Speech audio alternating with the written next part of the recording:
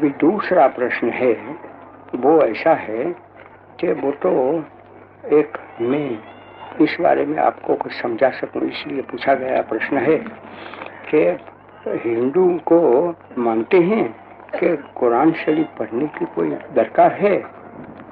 ये काफी नहीं है कि अपने धर्म के जो पुस्तक हैं उन्हीं को पढ़े।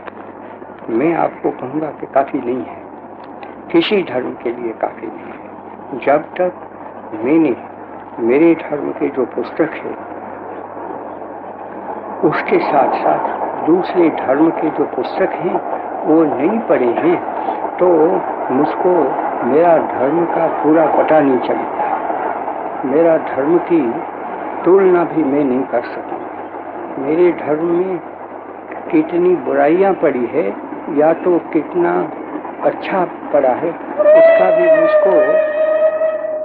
मुझको सीधा पता नहीं चलने वाला है। इसलिए मैं तो आपको कहता हूँ कि ये कोई मैं नई बात नहीं कर रहा हूँ, लेकिन हमेशा जिस जगह पे लोग अपना धर्म का संपूर्ण पालन करना चाहते हैं उनको दूसरे धर्मों में क्या लिखा है, क्या कहा है, वो सोचना ही पड़ता है, देखना भी पड़ता है। एक बात है कि आजकल के माने ये है कि करीब 1000 वर्ष हो गए, उससे भी शायद ज़्यादा होगा या तो उससे कम कहो, कि लोगों ने ये माना है कि हमारा ही धर्म सर्वोपरि है और दूसरे धर्म हैं वो सर्वोपरि तो क्या, लेकिन वो झूठे हैं, यहाँ तक चले जाते हैं। जैसा कि मैंने तो काफ़ी लिखा भी है कि ख्रिस्ती लोगों ने जो हमारे धर्म को ग्लानि की है, उसकी निंदा की है,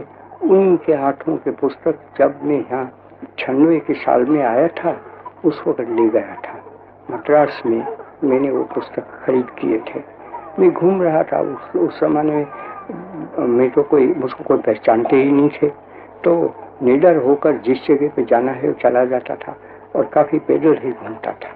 वो कोई मुझको तो गर्मी तो काफ़ी लेती है मद्रास में, आप समझ सकेंगे। वो गर्मी मुझको कोई उसका डर नहीं था, तो मैं मध्याह्न में भी चला जाता था। तो कोई भी डिपो आ गया तो यहाँ तो क्रिश्चियन लिटरेचर डिपो था, वहाँ चला गया था और वहाँ से पीछे मैंने पुस्तक खरीद ली। तो वहाँ से मैंने यही देखा कि हिंदू धर्म की सिवाय ज्ञान, सिवाय निंदा के कुछ लिखा है। अगर वो चीज़ में जैसी की तैसी थी वो मान लूँ तो मुझको तो हिंदू धर्म का त्याग ही करना चाहिए। उस धर्म के प्रति मेरे दिल में घृणा पैदा होनी चाहिए, लेकिन हो नहीं सकता था क्योंकि मैं तो हिंदू धर्म के पुस्तक पढ़ के यहाँ आया था ना। 96 के साल में आया तो 96 के साल से पहले तो 3 बरस मैंने वहाँ रह लिया था।